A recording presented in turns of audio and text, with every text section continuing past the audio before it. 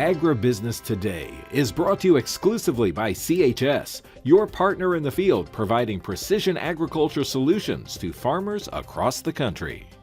It could turn out to be the world's largest beef packing facility, and some investors are hoping to make it happen in the Black Hills of South Dakota. Kingsbury and Associates, along with Sirius Realty, want to construct an 8,000 head per day packing plant just south of Rapid City. If realized, the plant would eclipse the total capacity of all other recently proposed startup packing facilities combined. Leaders say it would process beef along with bison as well. CEO Megan Kingsbury says the aim is to restore competition in meat processing in the state. Plans call for a $1.1 billion state-of-the-art plant that would cover 1 million square feet and employ 2,500 people. But some economists are raising red flags about the possible project. The USDA is estimating next year's beef production to be down about 2 billion pounds.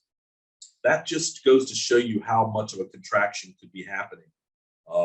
Adding shackle space that comes on in the next 3 years or so could mean for a much tougher fight for packers in terms of securing enough cattle to keep those plants running at full capacity. The project is currently in a 6-month research and development phase with groundbreaking expected early next year. Cattle producers and lawmakers continue to work on ways to fix the cattle markets through improved price discovery and transparency. The Iowa Cattlemen's Association hosted a cattle market roundup this week in Cherokee, Iowa. It featured a panel discussion with Iowa Senator Chuck Grassley updating producers about the Cattle Price Discovery and Transparency Act he and Nebraska Senator Deb Fischer have co-sponsored. It would provide more transparency by creating reporting requirements, including alternative marketing agreements through a cattle contract library. And it would mandate regional negotiated cash minimums that must be bought by packers. ICA Feedlot Council member Brad Koima participated. He says the legislation is needed to level the playing field for independent cattle producers.